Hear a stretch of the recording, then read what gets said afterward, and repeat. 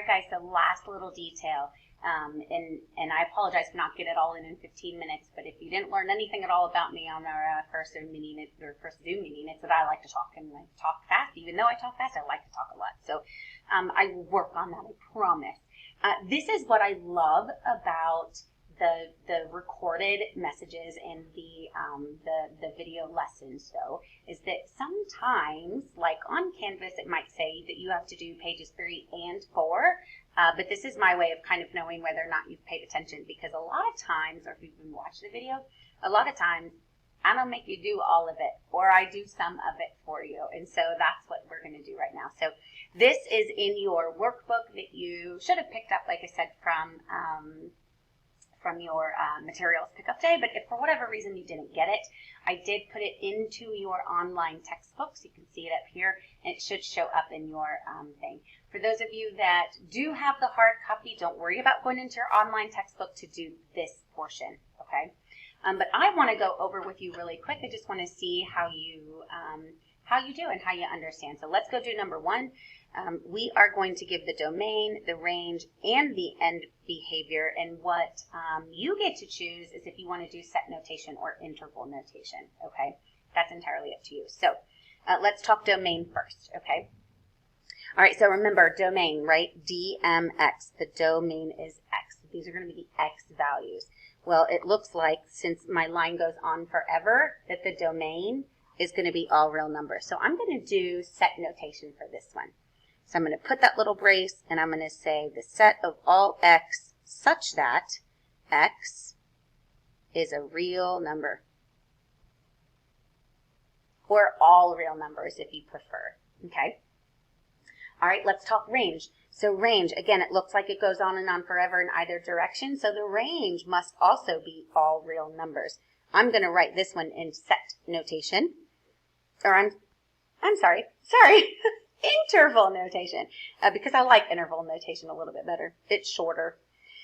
So since it goes forever, I know that that negative infinity is somewhere on this line, and I know that positive infinity is also somewhere on that line. Now, we use the soft parenthesis because infinity is not there's no ending to it, right? So we don't put that bracket right there, okay? All right, let's talk end behavior, okay? So this is what you're going to do. You're going to write as X approaches negative infinity, what happens to Y, okay? Then you're going to write as X approaches positive infinity, what happens to Y, okay? So as X goes to negative infinity, so as X is getting smaller and smaller, where's my graph? It's up here, right? It's way the heck up there at positive infinity. So we say f of X approaches positive infinity, okay? As X approaches positive infinity, as X gets bigger and bigger, where's my Y? Well, my Y is down here. So we say as X approaches positive infinity, f of X approaches negative infinity. Remember, this is just a formality, so we're not saying Y anymore, we're saying f of X. We're not just, saying, ooh, X is bigger than 5, right? We're like putting it in more formal terms, okay? This is going to get you ready for pre-calculus and calculus, okay? All right, let's go do number 2. So again, we have to find the domain and the range and the end behavior, but look at this one. This one says using set notation and interval notation, so we're going to have to write it twice, okay? All right, domain, DMX, right? My X values. Well, what do you guys think?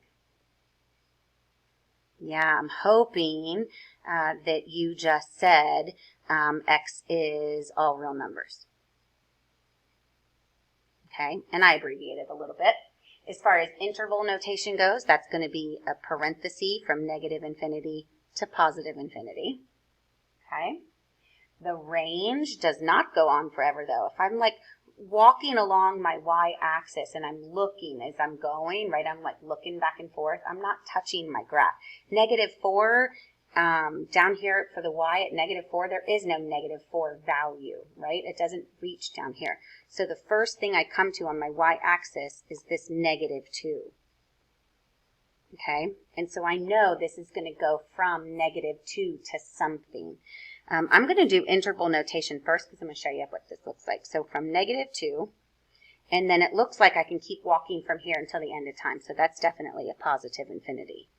Okay, but what does that look like? This is all x numbers, not x numbers, Hunsaker. Oh, goodness sakes, all y numbers. Thank you for those of you that corrected that.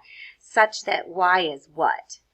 Is y less than -2 or is y greater than -2?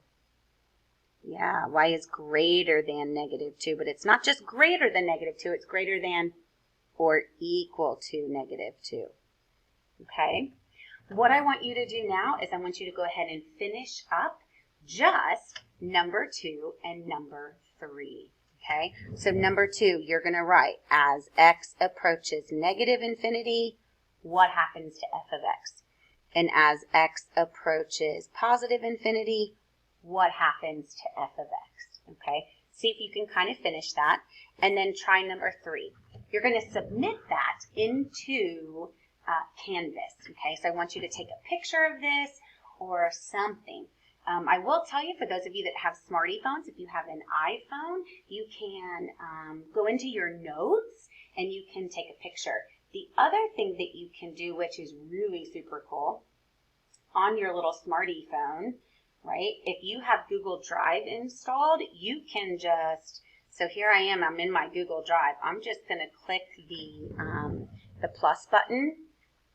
Okay, nope, I don't want to edit anything. I want to add. No, I'm not enjoying anything right now. Okay, so I'm going to add, and I'm going to use my camera. So I'm just going to add straight to my Google Drive the picture. Okay, and then let me show you. Okay, so sure, let's use that photo. Let me go put that in there before I forget. And let's go in here. And so, in my Google Drive, maybe. Oh my gosh, look at that. There it is. See my picture? It just miraculously showed up. I mean, it's a miracle. But there it is. In my Google Drive, this is the picture I just took. And it's legible. I can read it. I'm going to be able to read it. Hallelujah.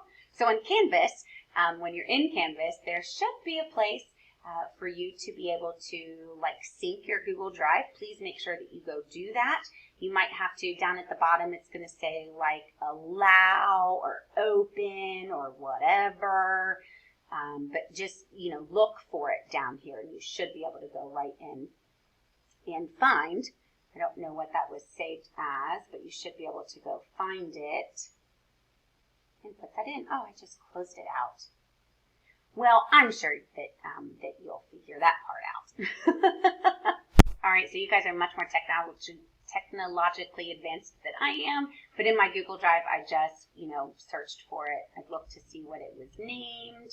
It's named image 1313, so I searched for it.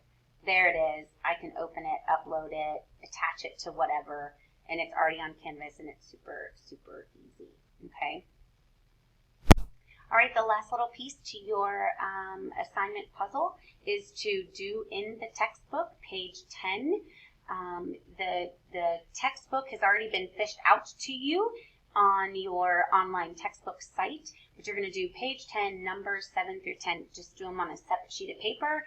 Do that picture thing and shoot it in via Canvas, okay? If for some reason you're still having trouble logging into your online textbook, please make sure that you let me know. I'll do whatever I can to help you out, okay? Shoot me an email. I got you covered. All right, let me know if you have any questions on anything, okay?